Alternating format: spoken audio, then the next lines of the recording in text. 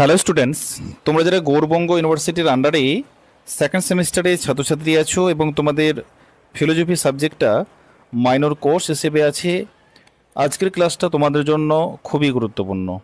আজকের ক্লাসে তোমাদের ওয়েস্টার্ন ফিলোজফি পেপারের ইম্পর্টেন্ট অর্থাৎ তোমাদের গুরুত্বপূর্ণ সাজেশন নিয়ে আলোচনা করব।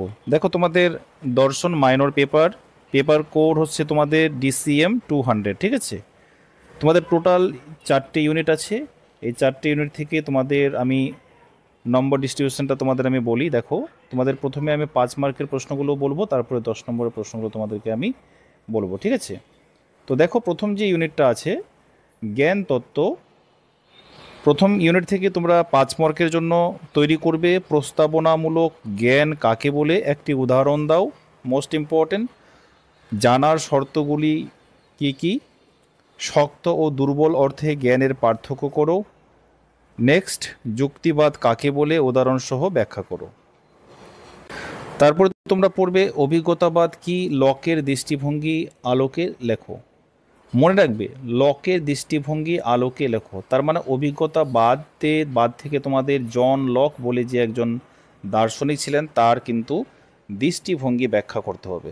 তারপরে 10 মার্কের প্রশ্ন হলো, দেখো, জ্ঞানের উৎপত্তি বিষয়ক 3টি তত্ত্ব আলোচনা করো।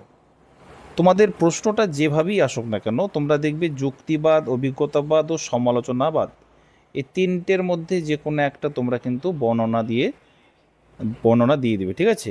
জ্ঞানের উৎপত্তি বলছে, জ্ঞানের উৎপত্তি থেকে এই 3টে কিন্তু পরীক্ষার জন্য ইম্পর্টেন্ট আছে। তারপরে কান্ট কিভাবে পূর্বগামী ও পরবর্তী জ্ঞানের সমন্বয় করেন ব্যাখ্যা করো। মোস্ট ইম্পর্টেন্ট, এগুলো স্টার মার্ক দেওয়া আছে। যুক্তিবাদ ও অভিজ্ঞতাবাদের তুলনামূলক আলোচনা করো, এটা পার্থক্যটাও তোমরা ভালো করে পড়বে। মানে এটা তোমরা যদি এই তুলনামূলকটা ভালো করে আলোচনা করতে পারো তাহলে তোমরা পার্থক্যটাও আসলে পড়ো তোমরা পারবে, ঠিক আছে? তাহলে এরপরে তোমরা পড়বে লকের তবুলার আশা তত্ত্ব ব্যাখ্যা করো, ঠিক আছে? একটা তবুলার আশা বলে একটা তত্ত্ব আছে, সেটা তোমাদের ব্যাখ্যা দিতে হবে। এরপরে পড়বে বিশ্লেষণাত্মক ও সমন্বিত বাক্য সম্পর্কে কান্টের মত আলোচনা করো। নেক্সট 2 নম্বর ইউনিট বাস্তববাদ ও ভাববাদ, এখান থেকে পড়বে প্রথমে সরল 5 মার্কের জন্য সরল বাস্তববাদ কাকে বলে, প্রতিনিধিত্বমূলক বাস্তববাদ ব্যাখ্যা করো। তবে এখানকার মধ্যে সবচেয়ে ইম্পর্ট্যান্ট বিষয়গত ভাববাদ কি, বাকলির দৃষ্টিভঙ্গি আলোচনা করো। Most important, to be is to be perceive, এই উক্তিটির ব্যাখ্যা দাও। মোস্ট ইম্পর্ট্যান্ট, লকের মুখ্য ও গৌণ গুণ নিয়ে বাকলির আলোচনা করো। মুখ্য ও গৌণ মোস্ট ইম্পর্ট্যান্ট আছে জন লকের, ভালো করে তোমরা এটা কিন্তু পড়ে যাবে, ঠিক আছে? তারপর 10 মার্কগুলো দেখো, সরল ও প্রতিনিধিত্বমূলক বাস্তববাদের বৈশিষ্ট্য লেখো।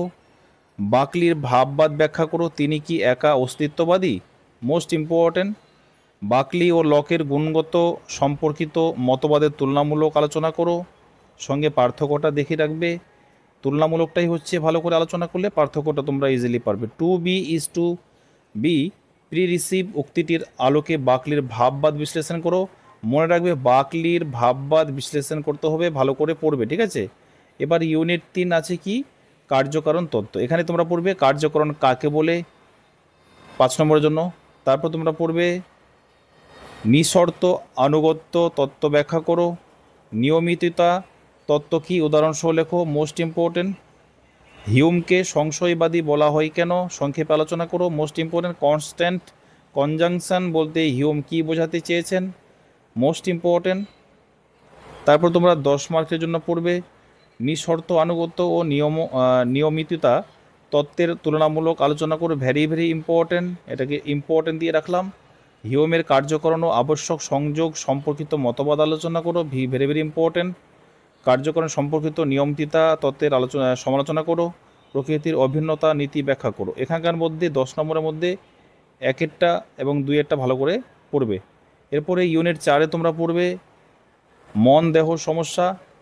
প্রথমে 5 মার্কের বলছি, মন দেহ দ্বৈতবাদ কি, উদাহরণসহ লেখো। ইন্টারেকশনবাদ কাকে বলে, উদাহরণসহ ব্যাখ্যা দাও। মোস্ট ইম্পর্টেন্ট, সমান্তরাল তত্ত্ব কিভাবে ব্যাখ্যা করা যায়। পরিচয় তত্ত্বের সংক্ষিপ্ত ব্যাখ্যা দাও, এটা ইম্পর্ট্যান্ট। ইন্টারাকশান বা পরিচয় তত্ত্বের মধ্যে পার্থক্য লেখো। তাহলে সবচেয়ে 5 মার্কের জন্য তোমরা পড়বে 2 নাম্বারটা এবং 4 নাম্বারটা। এরপরে দেখো 10 মার্কের জন্য তোমরা পড়বে মন দেহ সম্পর্কিত 3টি প্রধান তত্ত্ব আলোচনা করো। ইন্টারাকশানবাদ, সমান্তরালবাদ ও পরিচয় তত্ত্ব, এটা কিন্তু ইম্পর্টেন্ট দেয়নি, এটা ভিভিআই। পরিচয় তত্ত্ব এর সমালোচনা আলোচনা করো। ইন্টারাকশানবাদ তত্ত্বের যুক্তি ও দুর্বলতা ব্যাখ্যা করো। লাইবনিজের সমান্তরাল তত্ত্ব বিশ্লেষণ করো, এটা ইম্পর্টেন্ট আছে, স্টার মার্ক দিয়ে রাখলাম। ইন্টারাকশানবাদ ও সমান্তরালবাদ তত্ত্বের তুলনা করো। তো তোমাদের এই ছিল আজকের ইম্পর্টেন্ট গুরুত্বপূর্ণ সাজেশন, অর্থাৎ ফিলোজফি মাইনর সাবজেক্ট তোমরা যারা নিয়েছো তোমরা এই পেপারটা ভালো করে পড়বে। আশা করি পেপারটা একটু কঠিন আছে, কঠিন থাকলেও তোমাদের যে আমি সাজেশনটা দিয়ে দিলাম তোমরা এগুলো ভালো করে পড়লে আশা করি তোমরা এখান থেকে কিন্তু কমন পেয়ে যাবে। আর তোমাদের এরপরে কোন সাবজেক্টের তোমাদের ভিডিও লাগবে সেটা অবশ্যই আমি তোমাকে কমেন্ট বক্সে লিখে পাঠাবে। আর তোমরা এই ভিডিওটাকে তোমাদের বন্ধু বান্ধবের কাছে প্রচুর পরিমাণে শেয়ার করো, যেন তারাও তোমাদের মতো উপকৃত হয়।